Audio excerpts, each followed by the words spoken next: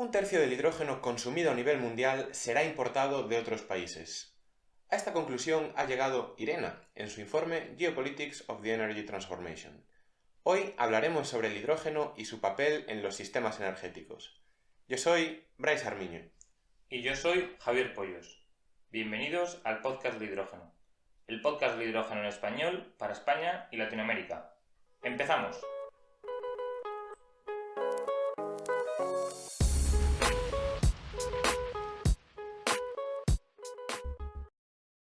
En el episodio de hoy contamos con AFRY, una de las consultoras que más involucradas ha estado en el hidrógeno a nivel europeo. Y para ello damos la bienvenida al podcast del hidrógeno a Javier Revuelta y Dorian de Kermadec, consultores senior especializados en el sector energético. Señores, bienvenidos a nuestro espacio. Buenos días. Hola, buenos días. Hola, buenos días a ambos. Lo primero de todo, ¿podríais presentaros tanto a vosotros mismos como a AFRY para que nuestros oyentes os puedan conocer mejor? Bueno, empiezo yo. Soy Dorian de Kermadec. Soy senior principal en la oficina madrileña de AFRY Management Consulting. Me incorporé a AFRY en el año 2015, después de unos cuantos años en el trading de gas natural en el grupo Engie. Y desde que me incorporé a AFRY, me dedico en particular a proyectos relacionados con el gas natural y cada vez más siguiendo la tendencia de mercado a nuevos gases como el hidrógeno y el biometano. Y yo soy Javier Revuelta, ingeniero eléctrico. Llevo 18 años ya en el sector y empecé en Red Eléctrica de España en asuntos relacionados con la operación del sistema eléctrico y la planificación, mirando a largo plazo pues, qué necesidades de generación tiene un país, qué interconexiones, qué redes y todo este tipo de problemáticas. Y esto lo hice durante la mitad de mi carrera. La otra mitad la he hecho en AFRY, donde estoy pues, un poco a cargo de todo el trabajo que hacemos de modelización de sectores energéticos en general, tanto en España como en Portugal, como en Latinoamérica, que también lleva Dorian, en países como Colombia, Chile, varios países más en Sudamérica. Y bueno, sobre AFRY decir que realmente AFRY es una ingeniería muy grande, con unas 17.000 personas, mucha presencia global. Y Dorian y yo trabajamos para la división de consultoría, que somos un pequeño porcentaje del grupo, somos unas 500 personas en el mundo. Y por lo que más se nos conoce y de lo que vamos a hablar hoy es realmente de la consultoría que hacemos en el sector energético.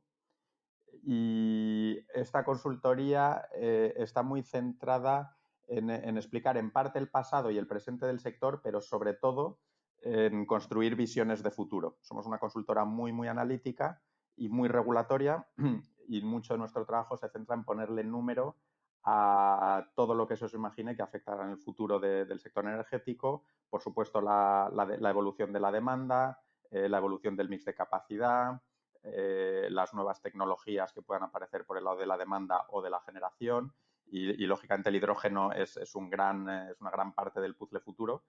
Por eso llevamos años dedicándonos también al hidrógeno, entendiendo cuál es el papel que podrá jugar no solo en el sector eléctrico para producir electricidad, lo cual vemos, ya lo comentaremos, pero lo vemos dentro de bastantes años, como más en el corto plazo el papel que jugará el hidrógeno en la descarbonización del calor y del transporte. Antes de saltar también a la parte del hidrógeno, súper interesante todo lo que comentas del modelado energético, ¿no? Y cómo avanzará pues, la generación, la demanda, el famoso dispatching aquí. Casualmente, tanto Javi como yo, pues cuando estuvimos en Suecia, que tengo entendido que AFRY es de origen sueco, ¿no? Bueno, pues estuvimos trabajando mucho en ese tipo de cosas y me pareció algo que es muy desconocido al público en general, pero que al mismo tiempo pues tiene un impacto grande, ¿no? Todo el planning, el modelado energético para ver cómo van a influir unas tecnologías u otras. No sé si puedes, Javier, también elaborar un poco más en qué consiste todo esto, pues agregación de demanda, de consumos, etcétera, para que la gente entienda cómo funciona, ¿no? Y cómo a la hora de dar esas recomendaciones no todo es una conversación de barra de bar, sino muchos números, muchos datos y proyecciones que realmente tienen gran cantidad de inteligencia detrás. Sí, pues realmente nuestro trabajo hasta ahora era, digamos, relativamente sencillo analizando solo el sector eléctrico porque no estaba, digamos, muy conectado el sector eléctrico al hidrógeno, salvo, bueno, indirectamente por el gas. Siempre ha habido esa relación, ¿no?, de que el precio de la electricidad lo ha marcado el gas, pero digamos que el transporte era básicamente petróleo. El calor era básicamente gas y el sector eléctrico pues lo estudiábamos de manera aislada con esa única relación del precio del gas, ¿no?, que siempre ha afectado a la electricidad. Pero, entonces, digamos que el trabajo de modelización hasta ahora era básicamente construir una visión de la demanda eléctrica y, digamos, ir probando qué tecnologías futuras de generación eléctrica están disponibles y cuáles van siendo económicamente rentables o cuáles van siendo apoyadas por los gobiernos, como es el caso claro de las renovables, que hasta hace bien pocos años eran los gobiernos los que decían cuántos megavatios de cada tecnología se iban instalando mediante subsidios, ¿no? Entonces, básicamente en nuestros modelos lo que hacíamos era proyectar una demanda horaria, escalando los patrones históricos a la evolución esperada por actividad económica o nuevos usos de nuevas demandas que se electrifiquen, como el vehículo eléctrico, y vamos modelizando un mix cambiante en base a los inputs regulatorios o pues hay centrales, por ejemplo, de carbón que dejan de ser rentables y nuevas centrales de gas que pasan a ser lo económicamente más viable, ¿no? Ahora, desde hace unos años, el trabajo, claro, se ha complicado mucho, se ha vuelto mucho más interesante, porque ahora ya sí que hay muchas nuevas cosas a modelizar, como son qué parte del calor y del transporte cambiarán su uso primario de petróleo o gas por electricidad o hidrógeno y además cuando la opción sea hidrógeno, ese hidrógeno principalmente habrá sido producido por electricidad. Luego, ahora hay que entender, digamos que hay que modelizar la demanda de energía de un país o de una región en conjunto. Pensad que un país consume mucho más que electricidad. La electricidad suele ser entre un 20 y un 30% de las necesidades energéticas de un país. Entonces, ahora lo que tenemos que modelizar es las necesidades de demanda de todas las energías y preguntar a nuestros modelos. Los modelos no es tanto que tengan la respuesta, sino que ayudan a entender. Si esta demanda quisiéramos electrificarla, cuáles son las nuevas necesidades de electricidad, qué patrones horarios de consumo va a tener, qué tecnologías de generación eléctrica pueden suplir toda esta demanda, cuántos megavatios hacen falta de nuevas renovables o hidráulica o nuclear o gas, y cuánto cuesta esto frente a la alternativa de conseguir consumiendo gas natural, ¿no? A todo esto le ponemos número y Dorian puede comentar ahora mucho de muchos estudios que ha hecho de descarbonización en este sentido. Para añadir, sí, algo que ha comentado muy bien Javi sobre cómo trabajamos y qué es el modeling al final, ¿no?, de un mercado energético. Es verdad que donde hace todavía algunos años vivíamos muy cómodos con nuestro modelo estrella eléctrico y modelando el sector eléctrico y poco más, es verdad que el reto de la descarbonización en cuanto a modeling, en cuanto a lo que es lo que hacemos el Free Management Consulting, es que de repente, pues, nuevos sectores que estaban hasta ahora desconectados del sector eléctrico, estoy pensando en particular el sector del transporte, efectivamente el sector del calor, de repente son nuevos inputs o también outputs o son, digamos, nuevos sectores que van a interactuar cada vez más con el sector eléctrico. Y por eso hemos tenido que crear nuevos modelos para modelar en cada país europeo y otros mercados también el sector del calor de los edificios, calor industrial, modelar el sector de transporte con los distintos tipos de vehículos y hacer que estos modelos pues, puedan interactuar y el modelo del sector eléctrico que tenemos pues reaccionar a cómo van a evolucionar esos sectores. Y también pues para volver al tema de hoy, a eso también un nuevo parámetro es el hidrógeno, ¿no? Es decir, que el hidrógeno es otro sector, ¿no? Que también nuevo que va a interactuar con el sector de transporte, con el sector eléctrico, con el sector del calor también hasta cierto punto. Y es un nuevo parámetro, es un nuevo mundo, y todo eso se tiene que integrar en modelos renovados y cada vez más complejos. Quería añadir, simplemente porque entendéis un poco qué es esto de los modelos, ¿no? Porque yo creo que hay gente que se piensa que un modelo es una caja a la que le das a un botón y te dice, este es el futuro. Y lamentablemente, o por suerte para nosotros, porque si no, no tendríamos trabajo, no es así como funciona, ¿no? Digamos que un modelo, para que entendáis lo que hay detrás, muchos están basados en optimización, ¿no? Tú le metes unas necesidades a cubrir y tienes distintas alternativas, cada una con su CAPEX y su OPEX, ¿no? Por ejemplo, el calor, puedes instalar en el año 2025 un particular o una industria puede o bien instalar una caldera de gas que tiene su CAPEX, que es esa caldera de gas, y su OPEX, que es el coste del gas, y el CO2 que tendrá que pagar y que también proyectamos, ¿no? Y es parte de los costes, o bien puede ponerse una bomba de calor, que será un poco más cara, pero que luego tendrá otros costes variables, ¿no? A la optimización tú lo que le preguntas es, ayúdame a determinar qué es más barato, teniendo en cuenta que el OPEX es esa parte que está relacionada con el coste del CO2 y el coste del gas, y también construimos pues visión de lo que irá costando el hidrógeno, que a su vez depende de cuánto cuesta el electrolizador y cuánto cuesta la electricidad. Entonces, los modelos lo que ayudan es a comparar costes y a determinar qué opciones van siendo más baratas. Luego, de todas formas, los modelos tienen una parte muy, muy grande de interacción en restricciones que le vas metiendo sobre los tiempos de determinados cambios. Por ejemplo, un modelo de optimización, si no le metes ninguna restricción, a lo mejor te diría que en el año 2026 el 100% de los coches son eléctricos. Claro, eso no es realista, ¿no? Entonces, un modelo hay que decirle, bueno, dime que es más barato, pero yo te voy a decir qué ritmos máximos son realistas, teniendo en cuenta pues, que en España la gente cambia de coche de media más o menos cada 13 años, que por más que algo sea más barato, pues si acabas de instalar el año pasado una caldera de gas, no la vas a cambiar, aunque sea muy, muy barata la opción de una bomba de calor, no la vas a cambiar probablemente hasta el año 2035 o 2040, ¿no?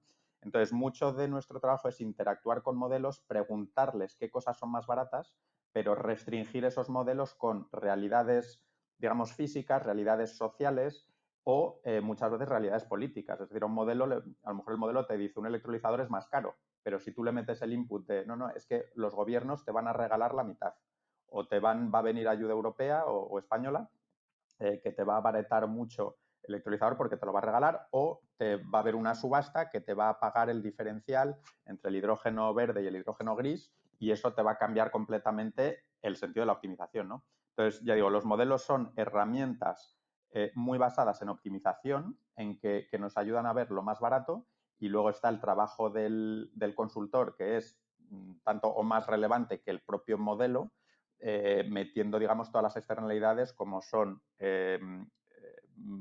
cuellos de botella o elementos, digamos, físicos o sociales que ralentizan, o al revés, elementos políticos que aceleran. Y de hecho, mucho de nuestro trabajo ha ido cambiando porque los inputs políticos están cambiando, ¿no? Donde hace pocos años nuestras optimizaciones decían el hidrógeno va a empezar en los años 30 o 40, los inputs políticos que están cambiando hoy nos están diciendo, bueno, la realidad es que va a empezar mucho antes gracias a estos apoyos políticos, ¿no?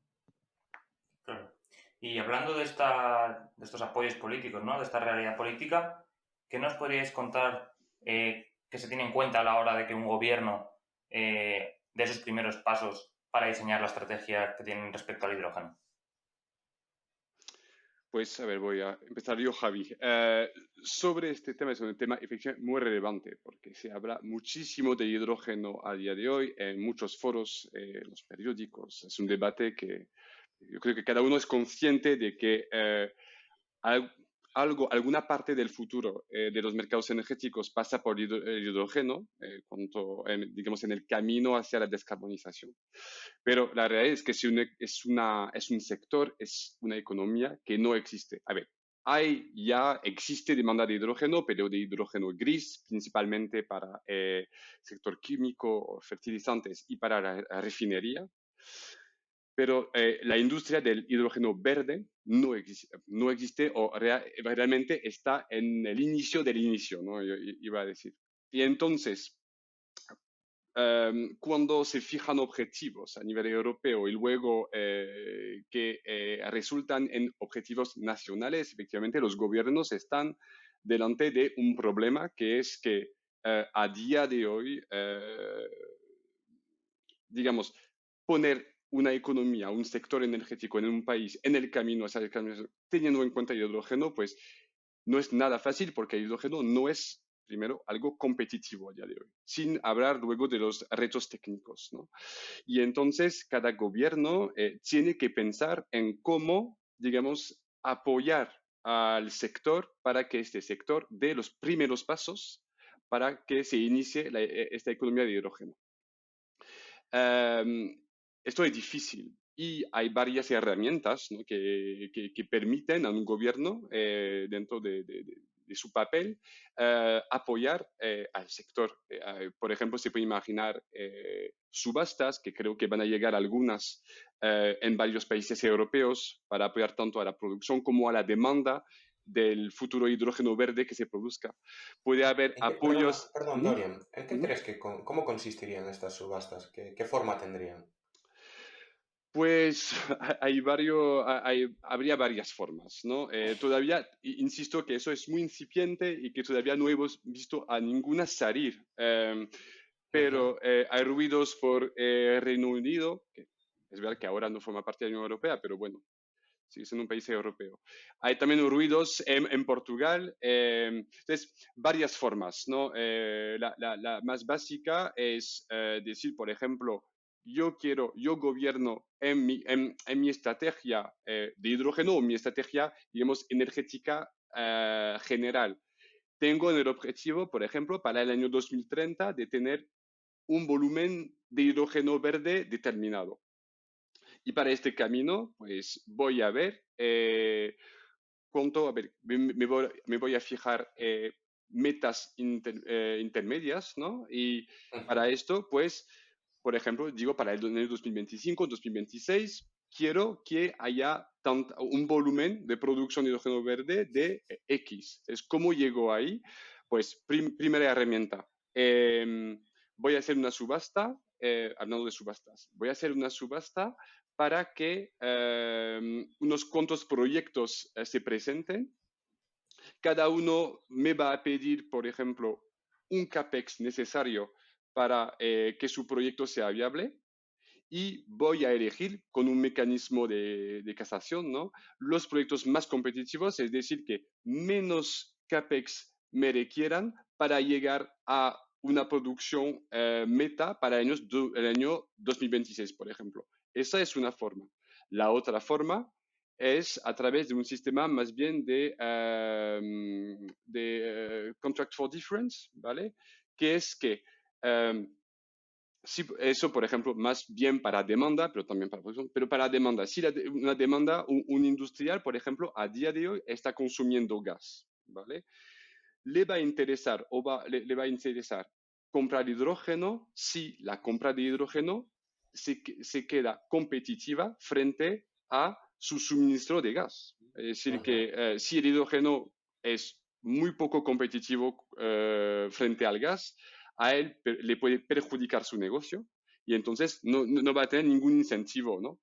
Pero si a través de una fórmula de venta de hidrógeno el sistema o una subasta permite garantizar que este industrial va a poder suministrarse en hidrógeno de forma competitiva, eso está bienvenido. Entonces, en este caso, la subasta sería de forma que el gobierno pague al industrial la diferencia de precio entre el gas u otro fuel que tenga para su proceso y el hidrógeno que compraría para reemplazar este proceso, este fuel, perdón.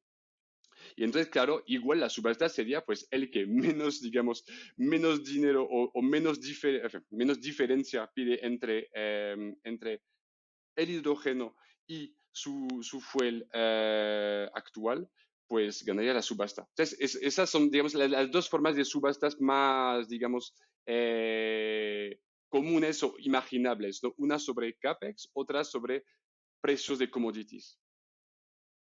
Si me permitís añadir, por aclarar un aspecto, que creo que se ha mencionado indirectamente, pero porque quede claro. Ahora mismo ya hay un consumo de hidrógeno, como ha dicho Dorian, que son en España más o menos, número redondo, unos 20 teravatios hora en poder calorífico o unas 500.000 toneladas, ¿no? El hidrógeno se suele hablar más en kilos que en teravatios hora, aunque hay una conversión directa, ¿no?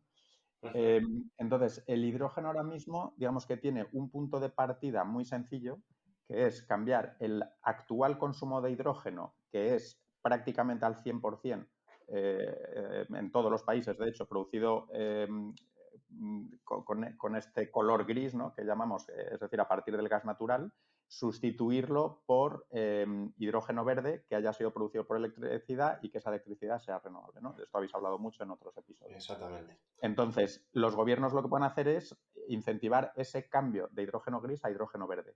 Y luego hay otros cambios, como ha dicho Dorian, que es consumos que no utilizan hidrógeno hoy, pero que sí podrían, y ahí las cuentas van a ser otras, ¿no? Y un cambio que es bastante sencillo es la mezcla de donde se utiliza gas natural hoy, una parte de ese gas natural puede ser hidrógeno, y creo que también habéis hablado en otros podcasts del blending, y entonces hay algún consumidor que puede decir, bueno, yo un porcentaje de mi consumo gasista que emite CO2 querría que fuera verde.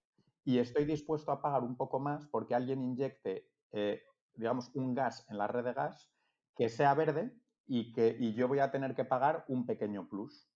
Y entonces, una de dos, o puedo conseguir ese pequeño plus porque los consumidores directamente me lo pagan y a lo mejor sin que el gobierno haga nada, yo tengo interés en pagar ese plus, o probablemente si no lo tengo, que creo que es la mayoría de los casos, porque las empresas, lógicamente, lo que miran es las cuentas económicas, la cuenta es, como ha dicho Dorian, yo quiero hidrógeno verde, pero cuesta más, y si el gobierno me paga la diferencia, pues estoy encantado de utilizar una parte de hidrógeno en el consumo gasista, ¿no? Hay un blending que según el país y según la regulación puede oscilar entre el 5 y el 20% en volumen. Luego en poder calorífico hay que dividirlo por 3, pero bueno, hay un porcentaje del consumo de gas que puede ser fácilmente cambiable por hidrógeno, ¿no? Y ahí es donde una subasta lo que paga es decir, el gobierno, el subsidio, lo que subasta es ese pago lo más barato posible para que alguien que consume gas se decante por consumir hidrógeno más caro. Pues oye, sí que esperamos verlo pronto ya, porque lo cierto es que creo que ayudaría a lanzar muchos de los proyectos que están ahora mismo planteados, ¿no? Yo, una pregunta también volviendo ya pues, al tema de los países y de las decisiones que tienen que tomar los países para posicionarse, porque al final esto es un nuevo orden mundial y muchos actores pues, pueden cambiar su rol, ¿no? Dentro de los sistemas energéticos. Sí que es cierto que últimamente se ha visto que ha aparecido, podríamos llamarle esa diplomacia del hidrógeno, en la que, bueno, pues muchos países pues firman acuerdos bilaterales, tanto productor, consumidor, como incluso inversor, consumidor al mismo tiempo. Y, bueno, podríamos destacar algunos casos, ¿no? Alemania con Chile o con Australia o con Portugal. Lo mismo Holanda también con Portugal, había firmado incluso al comienzo de todo este boom del hidrógeno, uno de los acuerdos también más llamativos, Japón, por ejemplo. La pregunta aquí es, ¿veis vosotros que el futuro del hidrógeno vaya a pasar por el trading, como puede ser hoy en día con el gas natural, los combustibles fósiles, es decir, estos envíos masivos de unas partes del mundo que tienen el recurso a otras, o creéis que será algo más local? Pues es una muy buena pregunta. Yo creo que al principio será local, porque algo que hay que tener muy claro en mente, muy claro, es, por ejemplo, que el hidrógeno verde que se producirá en España será en todo caso más competitivo que cualquier hidrógeno importado desde Chile, desde Colombia, desde Arabia Saudí. Es decir, que el coste de transporte es tan importante que aunque países lejanos tengan un recurso renovable brutal, radiaciones solares o viento, en el caso de Colombia, por ejemplo, eh, el coste de transporte de hidrógeno en forma de hidrógeno licuado, por ejemplo, que necesitaría estar casi en el cero absoluto en temperatura. Eso consume mucha energía y tiene un coste muy importante. O tanto en forma de amoníaco, por ejemplo, que es lo que más se está contemplando a día de hoy. Es transformar el hidrógeno en su sitio de producción en forma de amoníaco, que es la molécula NH3. Eso permite transportarlo de forma mucho más sencilla por barco hasta un puerto de destino que puede estar en Europa o Japón, en Asia o incluso en Estados Unidos, ¿no? Eso será posible, pero insisto en que el hidrógeno producido en España será siempre o Portugal o cualquier país de Europa, incluso con, digamos, con un potencial solar muy limitado, será más competitivo que este hidrógeno importado. Entonces, mi punto aquí es que el hidrógeno importado desde países lejanos, los que entran, digamos, en esta ronda que tú llamas diplomacia del hidrógeno, pues su hidrógeno será mucho menos competitivo que el que produzcamos en Europa. ¿Qué significa esto? Es que sí, que este hidrógeno con producción lejana entrará a Europa si la demanda de hidrógeno en Europa supera la producción europea, porque primero se consumirá lo que se produzca localmente, que será mucho más competitivo, y en caso de tener más demanda, ¿vale? De hidrógeno, porque digamos que eso pasará si la electrificación de la economía no permite, digamos, no es suficiente para producir calor, sobre todo en todos los sectores. En este caso, pues tendremos que importar hidrógeno. Entonces, luego, en cuanto a la diplomacia de hidrógeno, es verdad que se están firmando unos cuantos MOU, ¿vale? Para algunos países, en particular en el norte de Europa, que ven que no tendrán el potencial de generar todo el hidrógeno que piensan que necesitarán en este momento. Entonces, habrá una competencia clara entre algunos países. Yo creo que, porque algunos dicen que eso no va a ocurrir. Yo creo que sí va a ocurrir. De hecho, en A3 Management Consulting hemos desarrollado, que hemos comentado mucho que somos de modelos, ¿no? Hemos desarrollado hace muy poco un nuevo modelo de trading de hidrógeno a futuro, para ver un poco, para intentar medir con los recursos de países como Australia, Chile, Sudáfrica, Colombia, Saudi Arabia, muchos, o Marruecos, pues qué potencial tienen y qué proyectos tienen para producir hidrógeno verde y cómo este hidrógeno verde, dependiendo de su, digamos, de la competitividad del recurso renovable de cada país, también de su acceso a agua, de varias cosas, pues cómo esto se va a mover y quién va a ser competitivo para llevar hidrógeno a qué sitio, básicamente. Entonces, eso lo intentamos ya modelarlo. Tenemos un modelo que vamos ahora nutriendo de muchos inputs y vemos que sí que habrá movimientos, habrá seguramente competencia entre los países, pero yo creo que eso es un punto de vista muy personal. Yo creo que primero, en términos de volumen y de dinero, el negocio de hidrógeno, los movimientos internacionales de hidrógeno nunca llegarán al volumen o al volumen que vemos en el negocio del petróleo o del gas a día de hoy. Se quedará muy, muy lejos, yo creo. Um, pero eso no impide efectivamente que haya competencia tanto en el nivel productor entre países como a nivel importador, porque puede ser que dependiendo de la estrategia de descarbonización de cada país, pues que algunos, pensando en Japón, Corea, por ejemplo, tengan mucho interés en adquirir mucho hidrógeno, ¿vale? y pues que compitan con Europa a la hora de importar hidrógeno de países productores. Luego yo aportaría un último comentario sobre esto, que es que las inversiones en electrolizadores son tan grandes que yo estoy totalmente de acuerdo en que va a haber competencia, ¿no? A la hora de un país decir yo necesito tanto volumen de hidrógeno, ya sea para mi industria actual, ya sea para usos futuros, se va a hacer, digamos, un screening. ¿Quién me lo puede mandar más barato? ¿Me lo produzco yo con offshore, como puede ser Holanda, o lo traigo de Portugal, o lo traigo de Australia? Evidentemente se va a hacer la cuenta y va a haber una competencia en la decisión de inversión.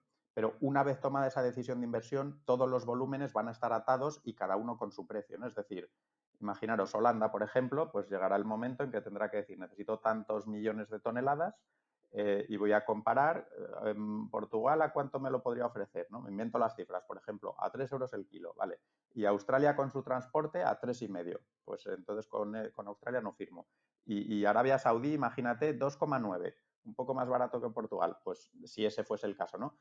Pues, entonces habrá competencia en ese momento y una vez que se haya tomado una decisión, esos volúmenes pues se venderán unos a 2,9, otros cuando haga falta más volumen a 3,5, pero yo lo que no veo es que haya un trading en el sentido de que alguien construya un electrolizador, se ponga a producir hidrógeno, como puede ser el caso del petróleo, y diga, voy a ver anualmente o día a día a quién se lo mando y a qué precio.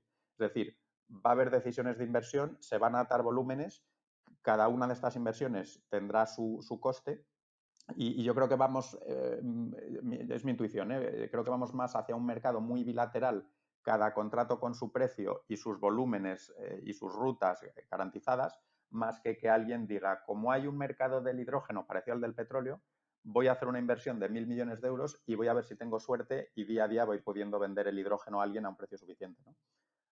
Es decir, que yo no veo un trading de gas como es el del petróleo, por ese motivo de que va a haber que atar muy mucho las inversiones al destinatario y cada cual con su precio.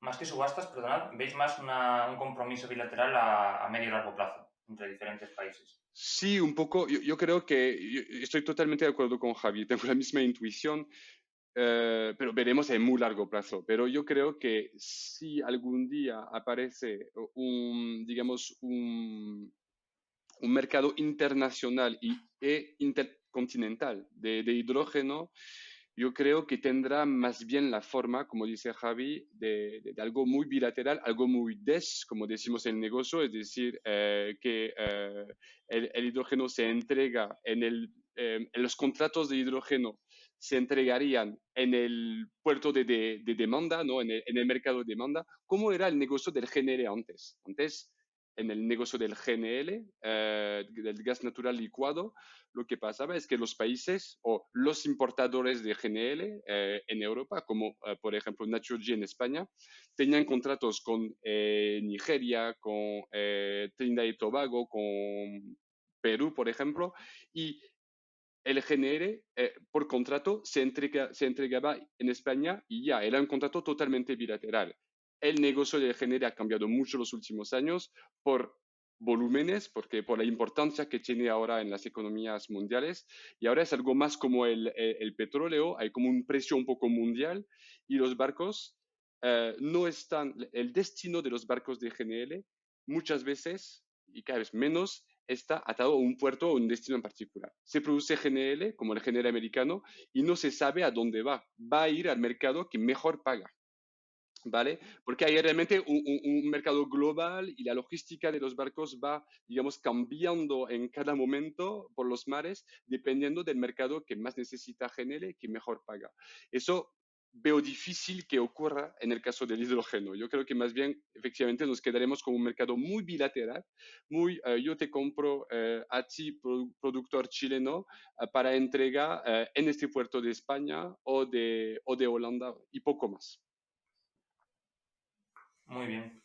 Y bueno, ya que estáis aquí, aprovechando vuestro conocimiento en mercados energéticos, la siguiente pregunta que queríamos haceros es ¿qué impacto tendrán los electrolizadores en la reducción de los curtailment de las renovables? bueno, ya sabemos que mucha gente, ¿no?, dice, o el aspecto que resaltan de las energías renovables es que en el futuro, digamos, a las horas centrales del día, habrá un exceso de electricidad renovable en la red, se desaprovechará y tendrán incluso que pararse ciertas plantas. Los electrolizadores, las plantas de hidrógeno, tendrán aquí un papel importante. Pues a ver, sin duda tienen que, la pregunta no es si lo harán, sino que tienen que hacerlo. O sea, imaginaros una situación en el año 2030 o 35 en la que vamos a tener, sin ninguna duda, como comentas, situaciones de vertidos importantes, vamos a tener días en los que puntualmente estemos cortando 20 o hasta 30 gigavatios de potencia eólica y solar disponible que sobrará durante unas pocas horas, ¿no? Pues En típicamente, España. solo en España, efectivamente. Caray. Cuando tengamos más de 100 gigavatios instalados y del orden de 100 gigavatios, ¿no? Entre solo eólica y solar. Y no olvidemos que la demanda española oscila típicamente entre 20 gigavatios por la noche y 35 o hasta 40 unas pocas horas de máxima demanda en el día, ¿no? Entonces, el día que coincida mucho viento y mucho sol, lo cual se dará muchas horas, ya sea a las 3 de la mañana con mucho viento y demanda baja, ya sea a las 2 de la tarde con demanda más alta, pero también mucha más solar, vamos a tener puntualmente cortes muy, muy importantes, ¿no? Ya digo, de unas pocas decenas de gigavatios. Entonces, no tiene ningún sentido que tengamos la capacidad que sea de electrolizadores, serán 2, 3, 4, 7, ¿no? según el año. No tiene sentido que todos esos electrolizadores no estén todos conectados a la red y utilizando lo más posible esos excedentes, ¿no? Entonces, aquí hay varias preguntas interesantes. Una reflexión tiene que ver con la regulación y la obsesión, en mi opinión, excesiva por de algunos reguladores porque el hidrógeno sea 100% verde, para lo cual una de las alternativas que se manejan es líneas dedicadas no conectadas a la red. Entonces, si lo piensas, toda configuración de electrolizadores con líneas dedicadas a una planta eólica o solar no conectada a la red quiere decir que esos electrolizadores no van a aprovechar en absoluto esos curtailments, porque es que ni siquiera están conectados a la red. Entonces, para que se puedan aprovechar, para empezar, tienen que estar conectados a la red, ¿no? Nosotros somos muy defensores de que no se hagan líneas dedicadas, sino que se construyan electrolizadores bajo PPAs conectados a la red y que además de utilizar el recurso eólico o solar del PPA, o sea, del productor con el que has firmado un PPA, que además te puedas conectar a la red y utilizar energía de la red, ¿no? Lo cual la regulación europea sí que permite. Esto se está definiendo ahora, pero hay que construir una regulación que esto lo permita y que lo incentive. Y esto, Javier, perdona que te interrumpa, Sí. ¿hacia dónde se podría orientar? Quiero decir, hablamos mucho de la flexibilidad a las redes, un modelo de negocio, por ejemplo, de las baterías, incluso de los coches eléctricos, ¿no? Se habla del vehicle to grid. Por supuesto que los electrolizadores podrían tener un papel, sobre todo en absorber ese exceso. Eh, claro, yo como profesional que se dedica, por ejemplo, a elaborar business case, ya me puedo imaginar que por una parte voy a tener ese ingreso, pues quizás por un hidrógeno adicional que estoy generando, que pueda vender a mi consumidor, pero también por un servicio que le presto a la red. ¿Eso será así? ¿Será posible? Pues un pago por capacidad o un pago por absorber esos excesos de potencia. ¿Podría tomar esa forma? Yo eso lo veo complicado porque digamos que o sea, para empezar, los electrolizadores, no perdamos de vista, necesitan apoyo. Necesitan un incentivo durante bastantes años que podrá ser un incentivo al CAPEX o podrá ser un incentivo, como ha comentado Dorian, con subastas en las que tú pidas o la demanda o la generación pida un nivel de subsidio, por ejemplo, por cada kilo producido. Entonces, lo que sí van a permitir estos curtailments es que el electrolizador pida un poco menos de dinero del que necesitaría si esos curtailments no se dieran. Es decir, tú te montas tu modelo de negocio, por ejemplo, con una planta dedicada y te sale que el coste son, por ejemplo, 4 euros el kilo en un determinado año y necesitas para ser competitivo un nivel de subsidio de 2,5. Pues cuando alguien te ayuda a hacer los números y te diga, fíjate que va a haber, por ejemplo, 10% de horas en los que vas a poder utilizar esos curtailments, la ventaja para ti es que durante 10% de horas vas a tener energía prácticamente gratuita y vas a producir cierto hidrógeno adicional con un coste muy barato, con lo cual, al meter esto en tu plan de negocio, digamos que ya no necesitas, tu coste ya no son 4 y necesitas 2,5 de incentivo, sino que ahora tu coste medio a lo mejor lo has bajado a 3,5 y ya solo necesitas pedirle 2 al regulador, ¿no? Pero de ahí ahí No a ves pedirle ese al pago por regulador, capacidad, ¿no? no, porque, a ver, los pagos por capacidad, si estás pensando en el pago por capacidad del que se está hablando en el sector eléctrico, ese va a ser un pago por capacidad por dar firmeza al sistema. Y ese solo lo podría tener un modelo de negocio del hidrógeno en el caso de que lo que garantizara al sistema fuera disponibilizar una potencia firme en las horas críticas del sistema, ¿no? Pero yo como veo el hidrógeno, como he dicho muchas veces, el hidrógeno durante los próximos 20 años va a salir del sistema eléctrico en forma de electrólisis, pero no va a volver al sistema eléctrico. Es decir, va a salir y no volverá a entrar en el sentido de que vas a producir hidrógeno con electricidad y ese hidrógeno se lo vas a mandar o bien al sector gasista o bien al sector transporte, por ejemplo, a una flota de autobuses o a una flota de camiones. Pero el pago por capacidad te lo darían no por extraer no por integrar renovables, ¿no? Extrayendo esos curtailments y llevándolo a otro sitio, sino que si te paga el sistema eléctrico es por tu capacidad de devolver energía al sistema eléctrico. Y esa devolución al sistema eléctrico solo puede ser ya sea con pilas de combustible conectadas a la red, ya sea con un ciclo combinado que queme hidrógeno, y nosotros eso pensamos que vendrá, pero en los años probablemente 2040, 45 o 2050, ¿no? Que para Entendido. empezar tiene que existir la turbina, a día de hoy no existen turbinas de hidrógeno, hasta donde yo sé, y Boeing y Airbus han dicho que las esperan para el año 2035, no antes.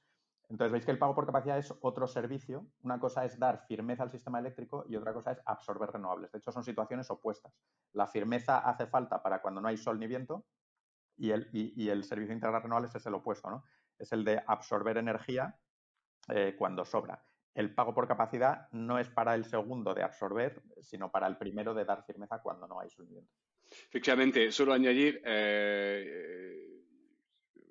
comparto totalmente la visión de Javi. Es verdad que sí que algunas empresas, algunos gobiernos están pensando, pero no digamos para el corto plazo, pero para un futuro bastante más lejano, están pensando efectivamente en un modo de usar el hidrógeno, eh, digamos, para apoyar el sistema eléctrico de forma estacional. Básicamente, pues si pensamos en el caso de UK, donde hay una generación eólica muy fuerte en invierno y se piensa que podría haber muchos vertidos en invierno en UK por la generación eléctrica de los molinos, ¿no? Pues están pensando en por qué no, en un plazo muy largo, pues con estos vertidos producir hidrógeno, almacenarlo y usarlo, como decía Javi, con pilas de combustible durante el verano para dar firmeza al sistema en verano cuando hay menos recurso renovable. Eso efectivamente se está contemplando, se está pensando, pero nada concreto a día de hoy y es algo que nosotros, como decía Javi, en los modelos no vemos a día de hoy. Estamos más bien contemplando pues soluciones con baterías o también con almacenamiento distribuido. Por ejemplo, mencionabais el vehicle to grid. Es algo que, digamos, yo creo que es una pista mucho más seria para, digamos, dar flexibilidad y firmeza al sistema eléctrico en un plazo razonable que almacenar cantidades de hidrógeno inmensas para devolver energía al sistema eléctrico cuando haga falta. Vale. Y bueno, vosotros, según vuestros modelos, ¿creéis, que ya lo habéis comentado un poco antes, que los objetivos fijados en Europa y sobre todo en España son factibles y podrán cumplir? Y si es así, ¿cuáles creéis que son los desafíos principales que nos vamos a encontrar? Javi, empiezo yo. sobre este tema. Y eso otra vez es un punto de vista, no es de nuestros modelos, es más personal por, digamos, sí, ver lo que tenemos en los modelos, pero también por hablar con el sector, por ir viendo cada día cómo se desarrollan las cosas. Y yo efectivamente creo que los objetivos de la hoja de ruta de hidrógeno española los objetivos son razonables. Entonces, estos 4 gigavatios de electrolizadores instalados en 2030, yo creo que se puede alcanzar algo más, pero no mucho más. Esta idea de descarbonizar, si recuerdo bien, a lo mejor me equivoco, un 25% del consumo actual de hidrógeno, de consumo de hidrógeno gris, y de crear también, pues, localmente flotas de vehículos con hidrógeno, algunas iniciativas así, las Hydrogen Valleys también. Yo lo veo muy razonable. En cuanto a los retos para alcanzarlo, pues en el lado de la producción hay que pues, apoyar, eso va a costar dinero la producción, también hay que fijar mejor las reglas que permitan, digamos, que algún hidrógeno producido en una planta cualifique como verde, ¿no? Es el tema de additionality, pero vamos a entrar en detalles ahora. Y también en la producción hay un desafío que ya vemos, es el acceso a la tecnología, ¿no? A los electrolizadores sobre todo. Vemos nosotros, porque tenemos ingenieros en el grupo EFRI que trabajan mucho en el sector de hidrógeno ya, que el suministro de electrolizadores va a ser un gran bottleneck en esta década y a lo mejor en la siguiente también, porque hay tantos proyectos, tanta demanda, que se cree que a lo mejor pues haya problema importante de suministro de electrolizador. Eso es en la producción. Luego, en el transporte, digamos, para mover este hidrógeno hasta el punto de consumo, hay un desafío grande que es que cuando el consumo se hace al lado de la planta, pues no hay problema. Pero a lo mejor hay demanda industrial o para transporte que no está al mismo punto de producción de hidrógeno, ¿no? Y hay que ver ahí, pues, si será por camiones, si se puede, digamos, cambiar el uso de las sedes gasistas en algunos puntos determinados para hidrógeno. Eso es algo, es un desafío complejo y que vamos a tener que ver. Y en el lado, por terminar, en en el lado de la demanda, pues el desafío ahí es igual, es que la demanda actual de hidrógeno gris en refinería, en la industria de fertilizantes, Fertiberia en particular en España, pues ahí no hay mayor problema, ¿no? Porque el hidrógeno verde es el mismo que el gris. Habrá que adaptar algo en los procesos, pero no mucho. El tema está más en si realmente se contempla usar hidrógeno para generar calor industrial. Estoy pensando en particular en este sector que es muy difícil electrificar, en particular para temperaturas altas. En este sector, pues, las inversiones en el lado de demanda necesarias para para que sean capaces los industriales usar hidrógeno verde en vez de gas natural principalmente para el calor de su proceso, eso es un bottleneck también grande que va a necesitar seguramente apoyo público. Muy bien. Pues yo creo que ya nos quedamos aquí. Muchas gracias a los dos por todo lo que nos habéis contado en este capítulo y por todo vuestro conocimiento y mucha suerte también para el futuro, ¿no? Esperemos que sigáis ligados al sector energético y en especial al hidrógeno. Yo creo que el hidrógeno va a necesitar de profesionales como vosotros. Y de nuevo, gracias. Muchas gracias. Un placer. Un placer. Gracias a vosotros por la oportunidad de dejarnos contar nuestros roles en este sector y efectivamente esperamos ser útiles tanto en la parte más cuantitativa de entender cómo encajar los números como en la parte regulatoria, pues tratando de apoyar a gobiernos o a empresas que quieran dar ideas de cómo hacer que esto despegue, ¿no? Será un placer. Y sobre el hidrógeno, una última palabra. Sí, muchas gracias por la conversación. Nosotros, desde Free Management Consulting, por el número, la cantidad de proyectos que nos están llegando sobre hidrógeno, hay un boom que es claro y eso está pasando, ¿vale? Eso es real. Así que Es un placer estar en esa industria y os animamos a vosotros a seguir con este podcast y a informar sobre la evolución del sector. Así que muchas gracias. Muchas gracias, Dorian. La verdad que sí que damos fe de que el boom ya no es solo humo, ¿no? Sino que hay gran cantidad de proyectos y desde luego que hace falta poner criterio y rigor sobre los proyectos para... Sabemos que nos vamos a equivocar, pero equivocarnos lo menos posible y hacer las cosas bien. Así que como ha dicho Javi, muchas gracias y sobre todo buen verano, que este es el último episodio de la temporada, así que aquí lo dejamos con dos grandes profesionales. Un abrazo. Un placer, un abrazo. Y hasta aquí ha llegado el episodio de hoy, en el que hemos podido contar con la presencia de Javier y Dorian, que nos han podido contar su experiencia en los modelos energéticos. Esperemos que os haya gustado y que nos acompañéis durante los próximos capítulos, ya que es mucho lo que tenemos y queremos contar. Dadle a like y suscribiros para ayudar a que este podcast crezca. Todas vuestras aportaciones serán bien recibidas en el correo elpodcastdelhidrógeno@gmail.com o en los comentarios de las principales plataformas. Un abrazo grande y hasta la próxima semana.